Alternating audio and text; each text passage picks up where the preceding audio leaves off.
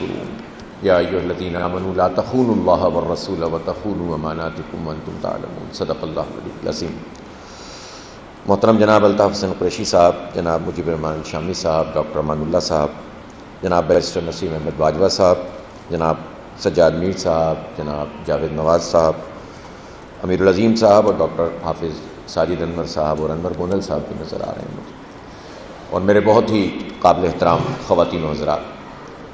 بالکل الطاف حسین قریشی صاحب نے وجہ فرمایا کہ جو پہلا حصہ انہوں نے میں نے آئین بنتے دیکھا کا تحریر فرمایا ہے، یہ در حقیقت میں نے پاکستان بنتے دیکھا ہی کا عنوان ہے، اور اگلا جب ان کا یہ ایڈیشن آئے گا تو اس سے ہمیں پتہ چلے گا کہ پاکستان بننے کے بعد وہ کون کون سے مراحل تھے جنہیں عبور کر کے پاکستان کو یہ آئین ملا جو 1973 کا آئین ہے۔ پاکستان میں اس وقت جو 1973 کا آئین ہے، بہرحال جس محنت شاقہ کے بعد یہ وجود میں آیا ہے اور اس پر سب کا اتفاق ہوا، اور اس آئین کی جو خاص بات ہے وہ یہ کہ ابتدائی طور پر تو پریمبل تھا کہ جس میں یہ بات طے کر دی گئی تھی کہ جو حاکمیت اعلیٰ ہے وہ اللہ تعالیٰ کی ہوگی، اور قرآن و سنت کے برخلاف کوئی قانون سازی نہیں ہو سکے گی۔ یہ اس کی ایک بہت بڑی سمجھ لیں کہ ایک تاریخی سفر تھا جس کے بعد یہاں تک ہم پہنچے تھے، اور بعد ازاں یہ آئین کا حصہ بھی بن گیا، اور اس کے لیے جو جد و جہد ہوئی وہ سب کے سامنے ہے۔ پاکستان بننے کی پوری تاریخ، اور اس میں بھی جو اہم ترین بات یہ کہ مسلمانوں کے بر صغیر میں آمد کے بعد جو قربانیاں، جو کام، جو خدمات، اگرچہ کہ بادشاہ ہی رہے اور فتوحات کرتے رہے، آپس میں لڑتے جھگڑتے رہے، لیکن اس کے باوجود انہوں نے ہندوستانی معاشرے کو بہت کچھ دیا، تعلیم دی، ہنر دیا اور تہذیب دی، کافی کچھ مسلمانوں سے یہاں کے لوگوں نے سیکھا اور ایک ڈسپلن آیا، اور خاص طور پر جو یہ آرینز کے آنے کے بعد اور اس سے پہلے بھی جو چھوت چھات کا نظام اور یہ سب کچھ جو چل رہا تھا، اس کے مقابلے میں مسلمانوں کا جو معاشرہ سامنے آیا تو اس نے بتایا کہ نہیں، سب کو ساتھ لے کر چلا جا سکتا ہے، اور انسانوں کے درمیان ذات کی بنیاد پر تفریق نہیں پیدا کی جاتی۔ ڈیولپمنٹ بھی ہوتی رہی، لیکن بدقسمتی سے کہ جو ڈیولپمنٹ پھر اس کے بعد ہونی چاہیے تھی، جس طرح سے علم میں ہمیں آگے بڑھنا چاہیے تھا، ہمیں اپنے دین کے اس پیغام کو پہنچانا چاہیے تھا، ظاہر بادشاہ اس سے نابلد ہوتے تھے، اور اس کے نتیجے میں مسلم معاشرہ تو وجود میں آیا، لیکن جسے اسلامی معاشرہ کہتے ہیں وہ وجود میں نہ آ سکا۔ اذان کے بعد ہم بات کریں گے، اور نماز کا کیا اہتمام مسجد میں پڑھیں گے جا کے الگ سے اس کے اختتام پر۔ اذان یہاں کی ہو رہی ہے؟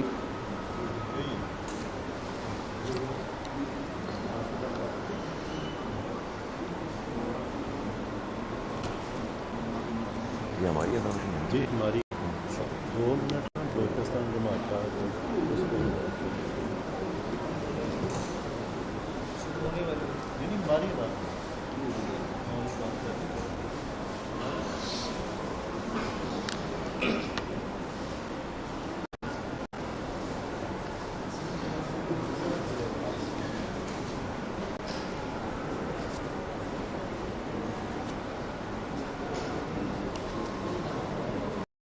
اللہ وبرکاتہ۔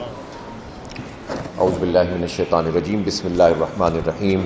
واذکروا اذ انتم قلیل مستضعفون فی الارض تخافون ان یتخطفکم الناس فآواکم وأیدکم بنصرہ ورزقکم من الطیبات لعلکم تشکرون یا ایھا الذین آمنوا لا تخونوا اللہ والرسول وتخونوا اماناتکم وانتم تعلمون صدق اللہ العلی العظیم۔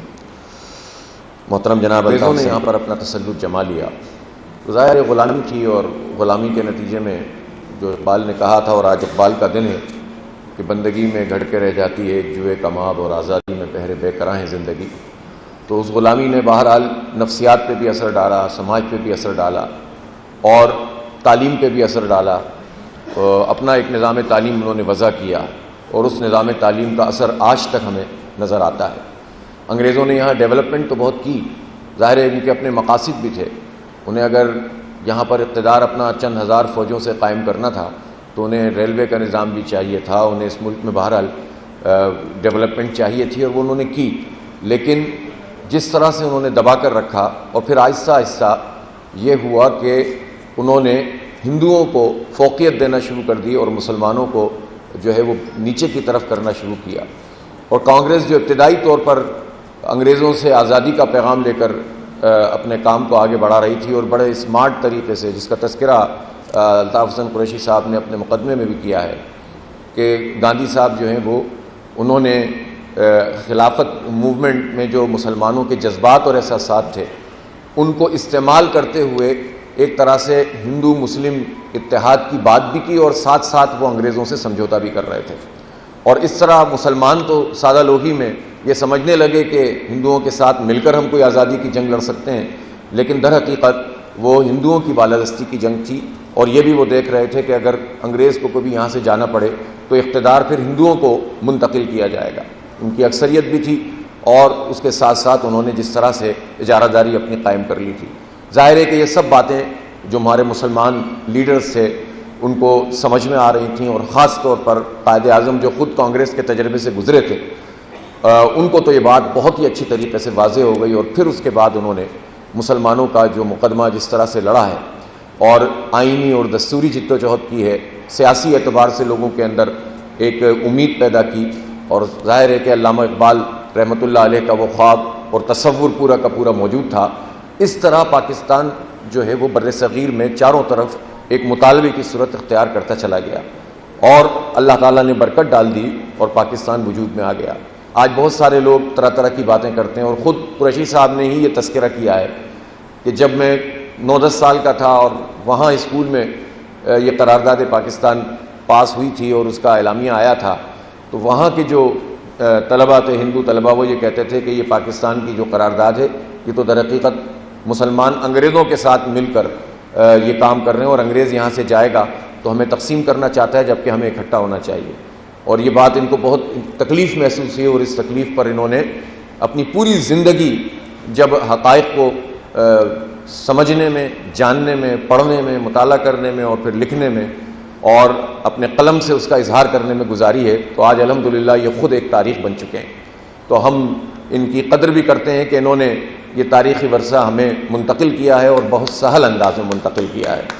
آپ یہ دیکھیں کہ یہ جو کتاب ہے، ظاہر ہے جب آئینی اور جمہوری جدوجہد یعنی جب دستور اور اس کے چیزیں ہوتی ہیں تو یقیناً ڈاکٹر امان اللہ صاحب نے اپنی اس میں ایکسپرٹیز شامل کی ہوں گی، لیکن الطاف قریشی صاحب نے اس کو جتنے سہل انداز میں پیش کیا ہے وہ حیران کن ہے کہ واقعاتی انداز ہے، اور واقعات میں ہمیں تمام چیزیں وہ سمجھاتے چلے گئے کہ کن کن مراحل سے گزر کر ہم آگے بڑھے ہیں۔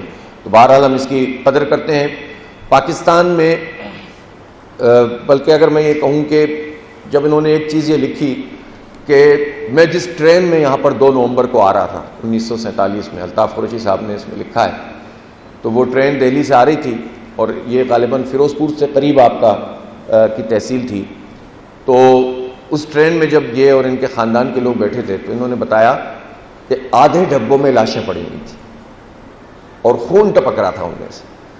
آپ اس کرب کا اندازہ کر سکتے ہیں جو پاکستان بنتے وقت لوگوں نے اٹھایا تھا۔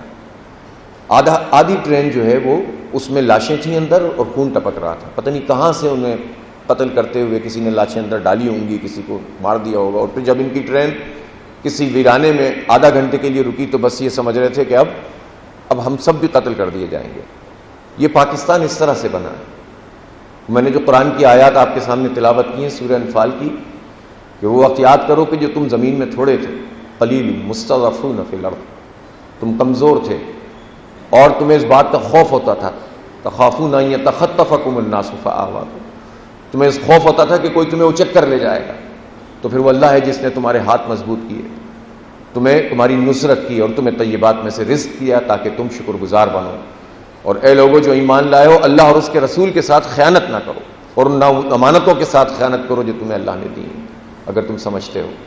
تو یہ پاکستان اتنی بڑی دولت ہے، اتنی بڑی نعمت ہے، اس آزادی کا تصور ہم نہیں کر سکتے۔ پوچھیں ہندوستان کے مسلمانوں سے، ہر گزرتے دن کے ساتھ، خاص طور پر اس مودی سرکار میں، ابھی تذکرہ ہوا کہ انہوں نے آئین کو بالادست رکھا ہے، ٹھیک ہے رکھا ہے، انہوں نے لینڈ ریفارمز کی، ٹھیک، بہت اچھا کیا، لیکن جو مائنڈ سیٹ ہے نا، برہمن مائنڈ سیٹ، وہ تبدیل نہیں ہوا ہے۔ آج بھی وہاں پر اگر لوگ کسی بھی دلی جیسے شہر میں بھی آ کر اگر کوئی جائیداد خریدنا چاہتے ہیں تو جو RSS کے لوگ ہیں باقاعدہ وہ رکاوٹیں ڈالتے ہیں اس بات میں کہ کسی مسلمان کو نہ دکان خریدنی چاہیے نہ مکان خریدنا چاہیے. اتنی مشکلات پیدا ہوتی چلی گئی ہیں.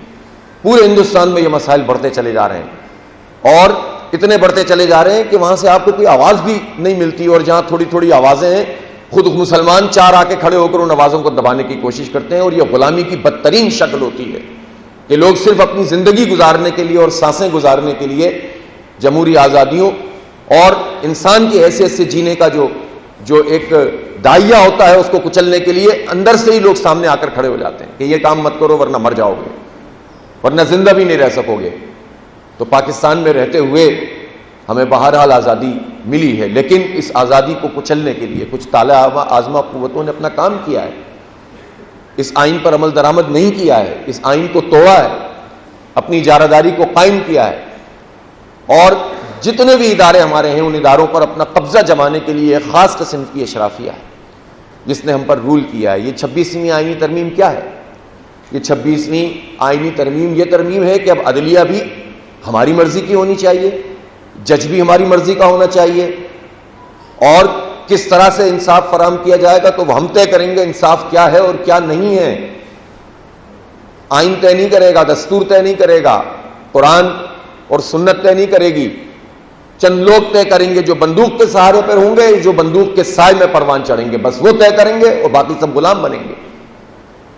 لیکن اس سب کے باوجود بھی ہم یہ سمجھتے ہیں کہ پاکستان کی قدر کرنی چاہیے. پاکستان اللہ تعالیٰ کا بہت بڑا انعام ہے, یہ قربانیوں کے نتیجے میں بنا ہے. یہاں سے ہم جب آوازیں سنتے ہیں کہ کوئی کہتا ہے کہ یہاں ہمیں بلوچوں کو حقوق نہیں ملے, پختونوں کے ساتھ زیادتی ہو رہی ہے, سندھیوں کے ساتھ زیادتی ہو رہی ہے, مشرقی پاکستان میں وہاں پر بنگلہ قومیت, اور پھر اس کے بعد جو پورا کا پورا منظرنامہ بنا, پوری ایک کتاب ان کے انٹرویوز پر مشتمل, الطاف حسن قریشی صاحب کی اتنی موٹی سی ہے وہ موجود ہے جس سے پورا احاطہ ہو جاتا ہے کہ کن حالات سے گزر کر ہمارا یہ ملک جو ہے 2 حصوں میں تقسیم ہوا تھا. اس کا کیا سبب تھا؟ اس کا سبب یہ تھا کہ جس بنیاد پر یہ ملک ہم نے بنایا تھا اس بنیاد کو قائم نہیں رکھا گیا. عدل اور انصاف کا نظام اسلام کا نظام ہے, اسلام کے جذبے کے تحت یہ ملک بنا تھا. چاہے جذباتی فضا تھی لیکن خواہش یہی تھی. اگر یہ خواہش نہ ہوتی تو آپ یقین کریں, یعنی پھر کیوں مشرقی پنجاب کے لوگ اس جگہ کے لیے قربانی دیتے کہ جہاں انہیں منتقل ہو کے جانا تھا, زمین چھوڑ کر, جائیداد چھوڑ کر.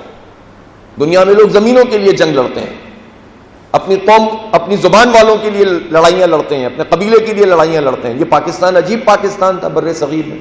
UP والے قربانی دے رہے تھے, CP والے تحریک چلا رہے تھے, بنگال کے لوگ تحریک چلا رہے تھے, اور دونوں بنگال میں جنہیں پاکستان میں نہیں آنا تھا وہ بھی, بہار کے لوگ تحریک چلا رہے تھے, مشرقی پنجاب انہیں معلوم تھا ہمیں پاکستان میں شامل نہیں ہونا.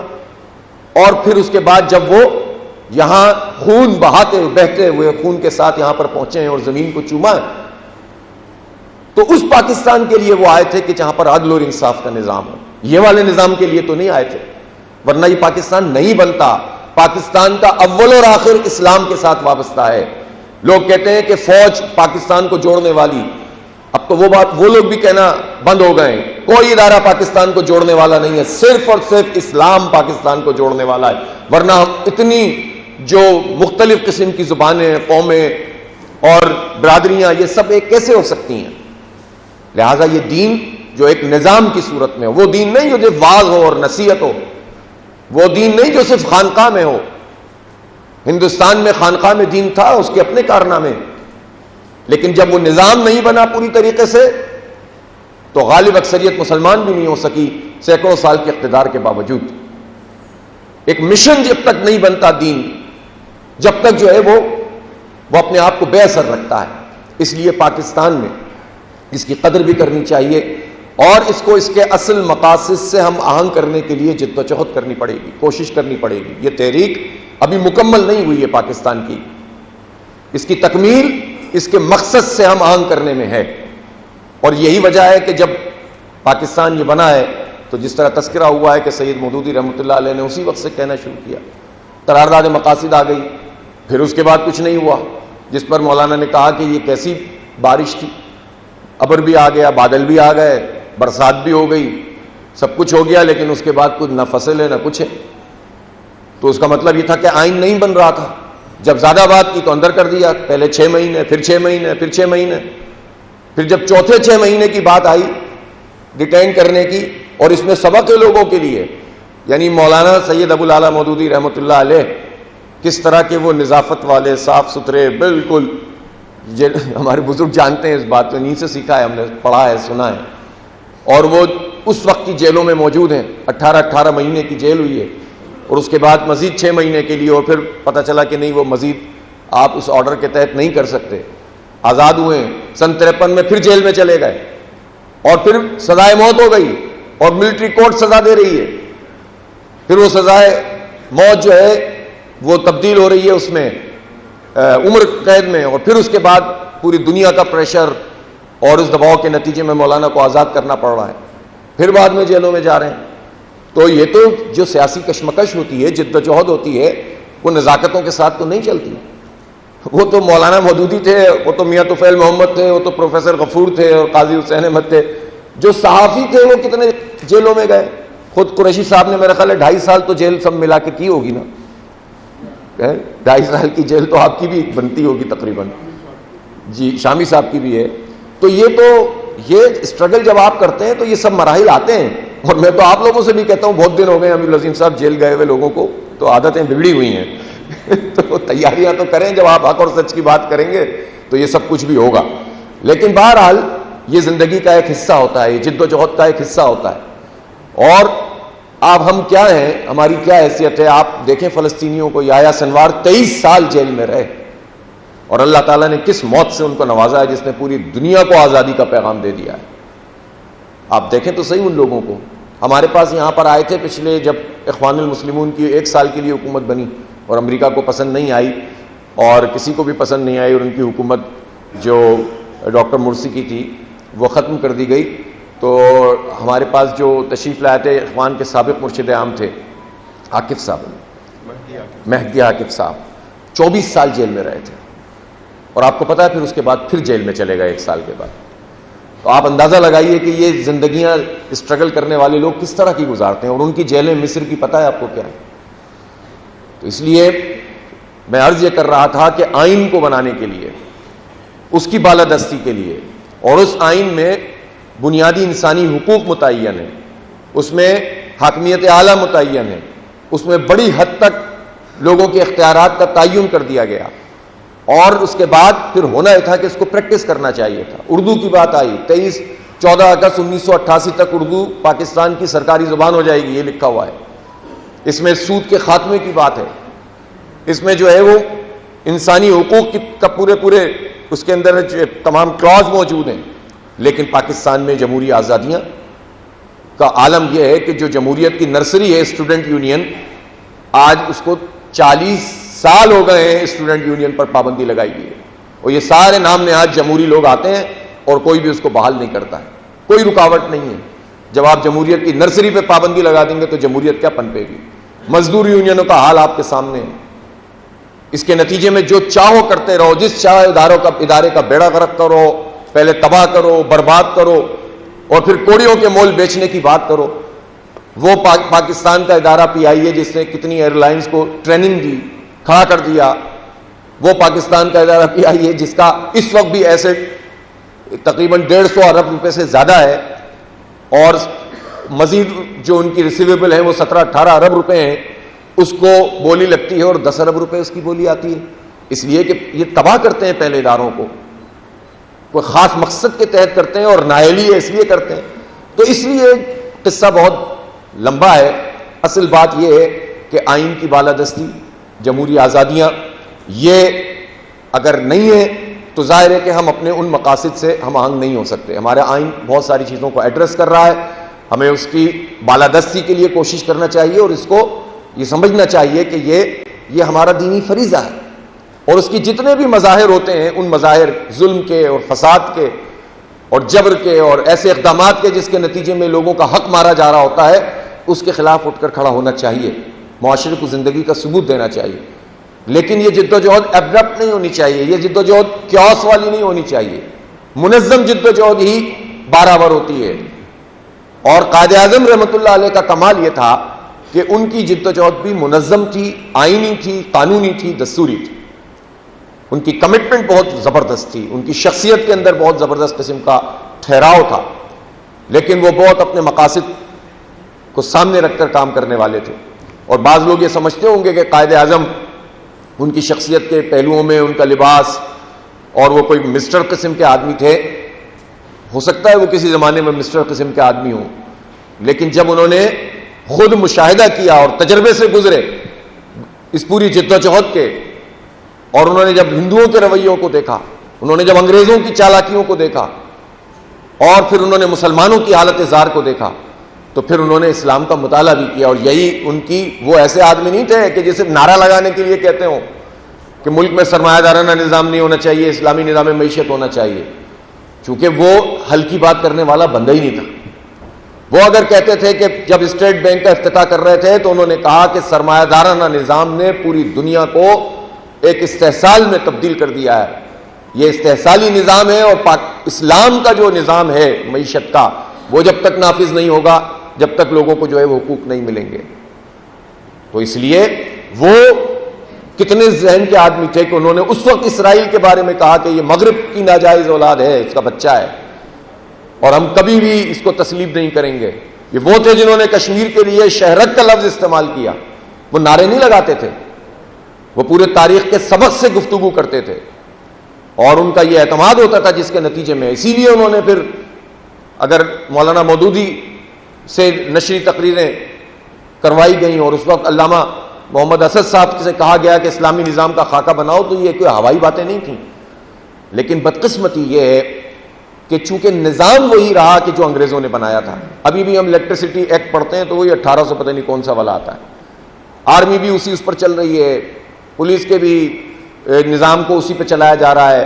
لارڈ میکالے کا نظام تعلیم کا ہی چربہ ہے جو اب تک چل رہا ہے. تو جس کے نتیجے میں ہم آزاد نہیں ہو سکے. پھر وہ جو پورا جاگیرداری سسٹم تھا، وہ انگریزوں نے جن لوگوں کو جاگیریں دی تھیں پورا سماج کنٹرول کرنے کے لیے، وہ جاگیریں اور ان کی اولادیں چل رہی ہیں، وہی طاقتور ہیں. ان پہ ٹیکس بھی نہیں لگتا، ٹیکس بھی عام کسان پہ لگے گا، مہنگائی بھی وہی برداشت کرے گا، غلہ بھی اس سے قیمت پہ نہیں لیا جائے گا، تنخواہ دار آدمی ٹیکس ادا کرے گا، بڑے بڑے لوگوں کو جو ہے ریلیف ملے گا. بھی فیصلہ کیا ہے، اب دیکھتے ہیں کتنے دن چلتا ہے. تو کہنے کا مقصد یہ ہے کہ اس نظام کی تبدیلی کی ضرورت ہے. آئین موجود ہے، اس آئین کی بالادستی کی اور سسٹم کو بدلنے کی.